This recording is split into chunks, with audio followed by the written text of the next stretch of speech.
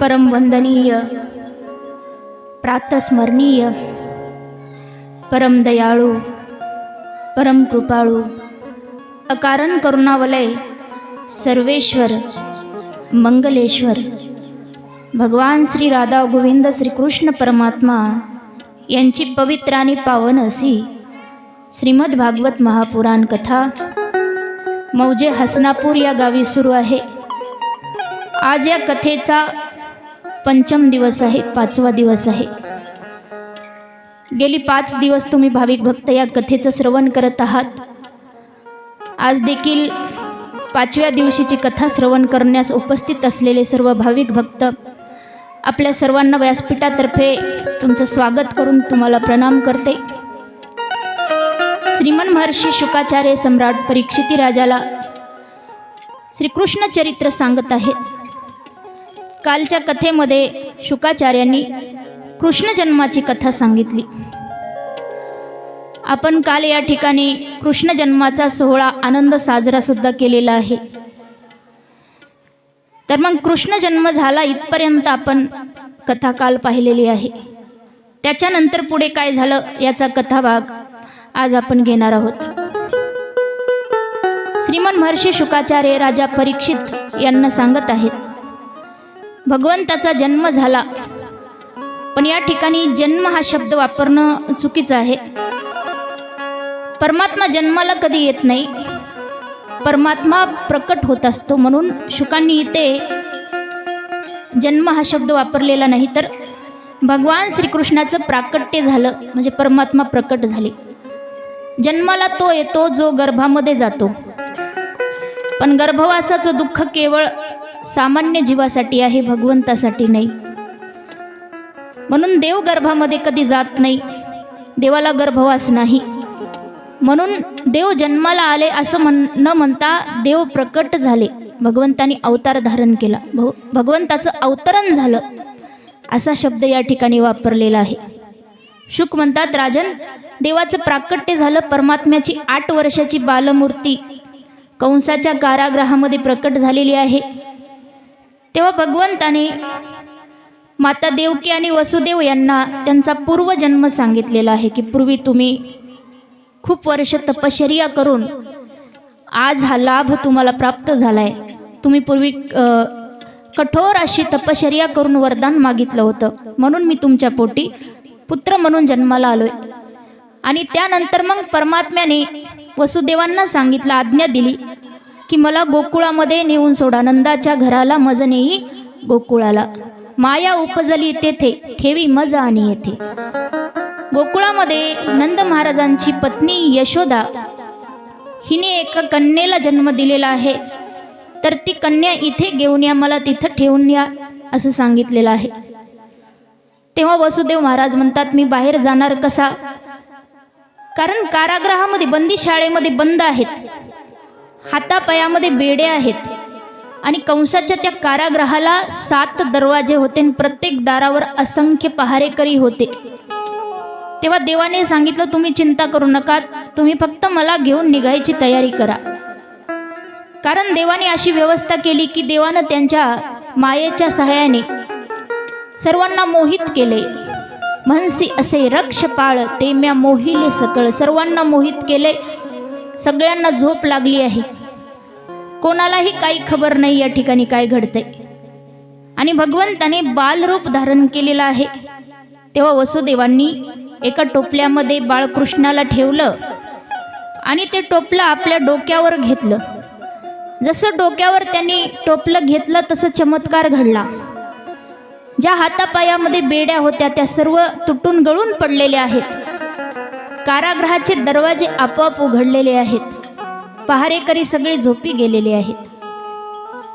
कारण जीवनामध्ये मायापतीला आपण डोक्यावर घेतलं की माया जीवनातून निघून जात असते, म्हणून मायेचं बंधन गळून पडण्यासाठी मायापतीला आपण महत्त्व दिलं पाहिजे, मायापतीला डोक्यावर घेतलं पाहिजे, तर मायेचं बंधन आपोआप गळून पडतं। मायेला दूर जायला आपल्याला सांगावं लागत नाही, ती आपोआप दूर निघून जाते जर मायापती आपल्या जीवनात आला तर। म्हणून वसुदेवांनी बाळकृष्णाला डोक्यावर घेतल्याबरोबर बंधनं गळून पडलेली आहेत आणि वसुदेवजी सावकाश पाऊल टाकत त्या कारागृहामधून बाहेर आले आणि त्या कारागृहाच्या पाठीमागेच यमुना नदी वाहत होती आणि यमुना नदीच्या पलीकडेच यमुना नदी पार करून गेलं की गोकुळ गाव होतं. बाहेर मुसळधार पाऊस सुरू होता, कारण धरती मैयाला फार आनंद झाला होता. भगवंताचं अवतरण झालेलं होतं. धरतीवरील पापाचा बोज कमी करण्यासाठी परमात्मा आलेले होते. म्हणून धरणी मैया त्या ठिकाणी आनंदानं पावसाच्या रूपामध्ये भगवंतावर पुष्पवर्षाव करत आहे, पावसाच्या थेंबाच्या रूपामध्ये.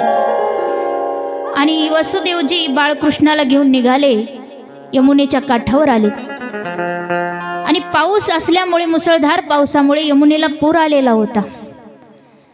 तरी सुद्धा आपल्या बाळाचं रक्षण करण्यासाठी वसुदेवजी त्या पुरामध्ये, पाण्यामध्ये उतरले यमुना पार करण्यासाठी. यमुना कोण आहे? यमुना ही भगवंताची पत्नी आहे.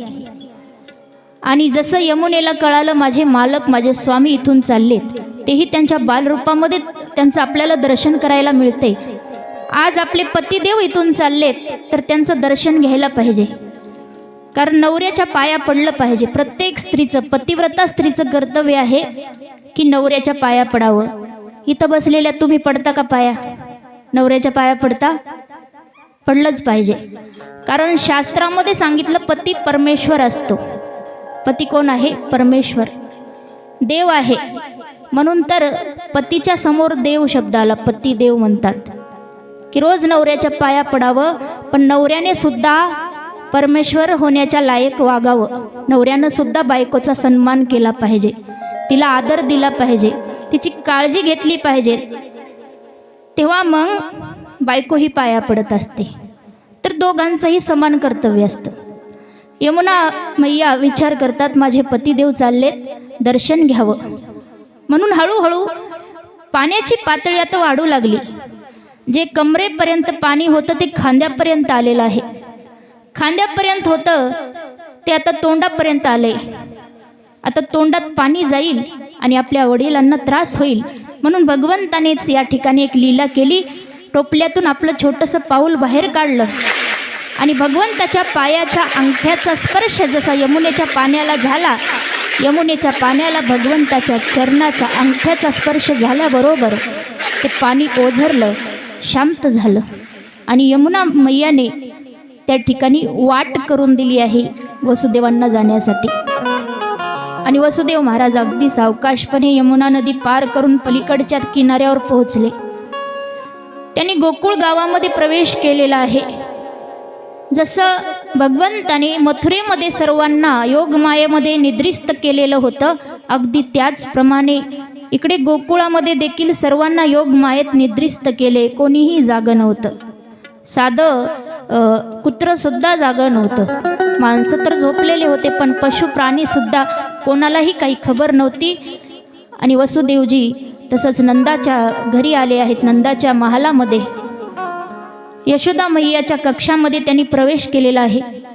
तेव्हा यशोदा मैयाच्या बाजूला एक कन्या होती. जसं भगवंताने सांगितलं त्याप्रमाणे वसुदेवांनी बाळकृष्णाला तिथं ठेवलं. ती योगमाया, ती कन्या उचलली, टोपल्यात ठेवली आणि ज्या मार्गाने आले होते त्याच मार्गाने परत वापस त्यांनी मथुरेमध्ये प्रवेश केला. मथुरेत आले, कारागृहामध्ये आले आणि जसं कारागृहात प्रवेश केला तसं जे बंधन गळून पडलं होतं ते बंधन परत आलेलं आहे.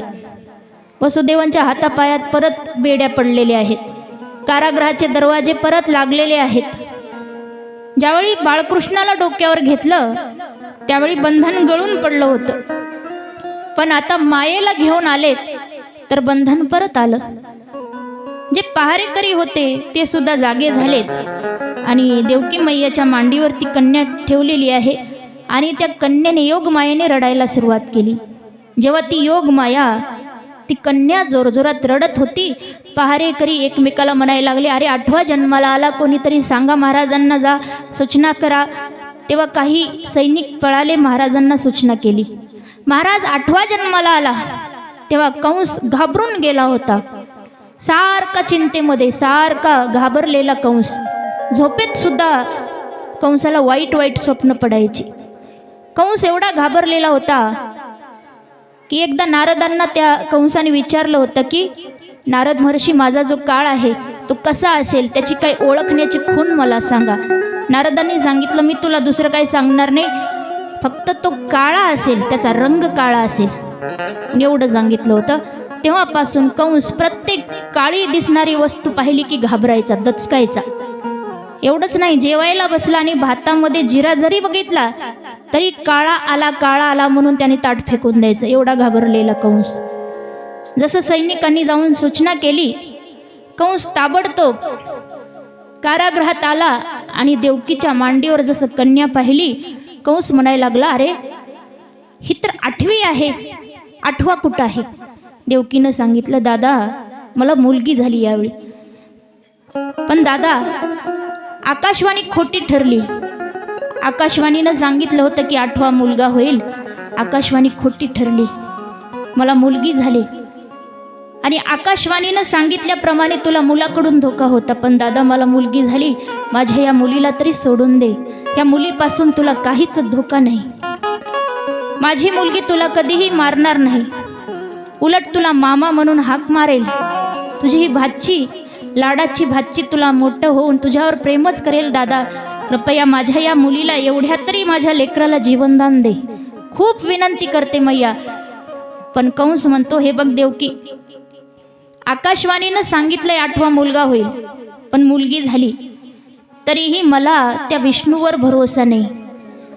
हा विष्णू एवढा कपटी आहे, एवढा छळतो मला छळण्यासाठी कदाचित तो मुलीच्या रूपामध्ये आला असेल.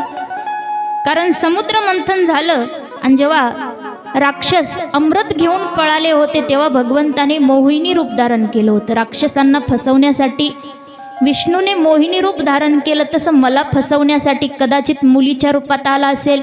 म्हणून मुलगी जरी असली तरी मी तिला सोडणार नाही, जीवनदान देणार नाही. म्हणून ती कन्या कंसाने आपल्या हाताने उचलली आणि जसे पहिले बालक मारले शिळेवर आपटून, तसंच आता शिळेवर आपटणार एवढ्यात ती कन्या हातातून निष्ठली, आकाशात गेली आणि अष्टभुजा रूप, देवीचं रूप प्राप्त केलं. आणि तिनं सांगितलं, हे मूर्ख कंस, तुला मारणारा माझ्या आधी इतर कुठेतरी जन्माला आलाय असं सांगितलं आणि ती गायब झाली. आता तर कंस जास्तच घाबरला, पण कंसाला थोडा पश्चाताप देखील झाला की मला मारणारा इतर कुठेतरी जन्माला आलाय आणि मी इतके दिवस माझ्या बहिणीला विनाकारण त्रास दिला. म्हणून कंसाला थोडा पश्चाताप झाला आणि देवकीला आणि वसुदेव महाराजांना माफी मागायला लागला की देवकी, वसुदेवजी मला माफ करा, माझ्याकडून एवढी मोठी चूक झाली, मी तुमच्या बाळांना मारलं. बरं, यात माझा दोष नाही, दोष आहे आकाशवाणीचा. आकाशवाणी झाली नसती तर एवढं घडलं नसतं. आणि कदाचित तुमच्या मुलांच्या नशिबामध्ये एवढंच आयुष्य असेल आणि पूर्वीच्या जन्मात त्यांच्यानी माझी काहीतरी शत्रुता असेल, म्हणून माझ्या हातून त्यांना मरण आलं. अशा ज्ञानाच्या गोष्टी बोलायला लागला. कृपया मला माफ करा. पण विचार करा महिला मंडळ, ज्या आईचे 6 बालक जन्म झाल्याबरोबर तिच्या डोळ्यासमोर क्रूरपणे दगडावर आपटून मारले असतील, तर त्या मारेकऱ्याला कुठली आई माफ करेल का हो? अजिबात माफ करणार नाही. किती मोठं दुःख आहे हो. देवाच्या आईबापाला एवढं दुःख भोगावं लागलं. विचार करा, ज्यांचा मुलगा ब्रह्मांडाचा मालक आहे त्यांना सुद्धा लग्न झाल्याबरोबर लगेच तुरुंगात राहावं लागलं, एवढ्या वाईट अवस्थेमध्ये. आणि त्यांचे बाळ जन्माला आल्याबरोबर त्यांच्या डोळ्यासमोर अत्यंत क्रूरपणे दगडावर आपटून त्यांचं बाळ मारलं. एक नाही तर 6 त्यांचे बाळ दगडावर आपटून मारले. किती मोठं दुःख, किती यातना झाल्या असतील त्यांच्या मनाला. पण देवानं असे मायबाप निवडले म्हणजे काही ते साधारण नसतील ना. देवानं मायबाप निवडलेत कारण ते खरंच खूप सर्वश्रेष्ठ माता पिता होते. देव कोणाच्याही पोटाला येत नाही. देव पोटाला यायला सुद्धा मायबाप ही त्या योग्यतेचे लागतात. आणि वसुदेव महाराज आणि देवकी, ज्यांच्या नावामध्येच देव आहे हो, देवकी माता, किसकी माता? देवकी माता, देवाची माता आहे. वसुदेव पिता, दोघांच्या नावामध्ये देव शब्द आहे. आणि दोघंही एवढे सर्वश्रेष्ठ माता पिता आहेत की ज्यांचे 6 बाळ जन्मताच मारले. अशा मारेकऱ्याला कंसाने फक्त एकदा हात जोडून माफी मागितली तर ह्या दोघांचं मन एवढं कोमल होतं, एवढं हळवं की 6 बाळ मारल्याचं दुःख लगेच, म्हणजे दुःख विसरत नसतं, पण तेवढा त्यांनी मनामध्ये विसर पाडून लगेच कंसाला माफ केलेला आहे. एकदा माफी मागितली कंसाने तर दोघांनीही माफ केलं. ठीक आहे म्हणाले, आम्ही तुला माफ करतो. किती मोठं मन असेल दोघांचं. आणि इकडे गोकुळामध्ये अजून कोणालाही खबर नव्हती.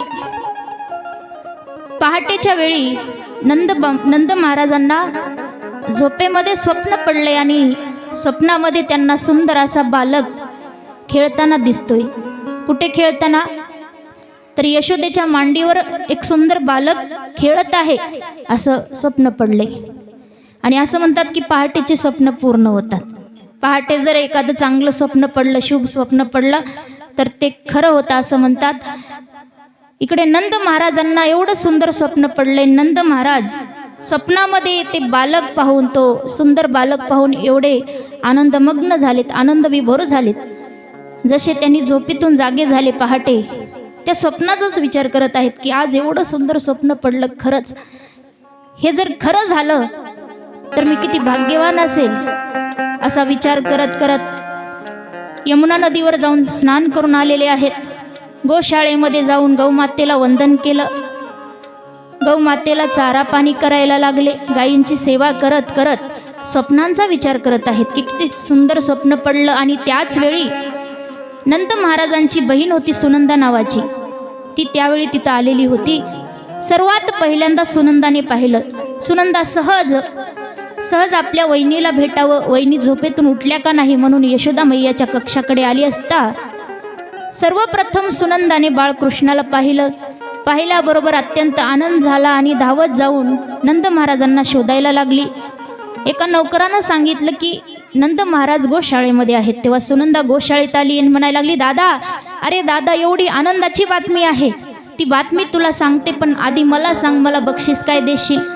नंद महाराज म्हणतात, सुनंदा, तुला हवं ते देईन, पण काय बातमी आहे? सुनंदानं सांगितलं, दादा, अरे मी आत्या झाले आणि तू बाबा झालास आणि एवढा सुंदर बालक झालाय तुला, मी आत्ताच पाहून आले.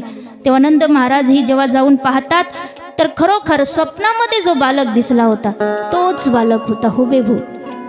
नंद महाराजांना मनोमन कमाल वाटते की जे स्वप्न थोड्या वेळापूर्वी मी पाहिलं, जो बालक स्वप्नात पाहिला तोच बालक यशोदेला झालेला होता. आणि हळूहळू ही आनंदाची वार्ता सगळ्या गोकुळ नगरीमध्ये पसरलेली आहे. एकाच्या कानी गेली की तो दुसऱ्याला सांगत आहे, गवळणी एकमेकाला सांगत आहेत. तर आपण एका गवळणीत ऐकायचं.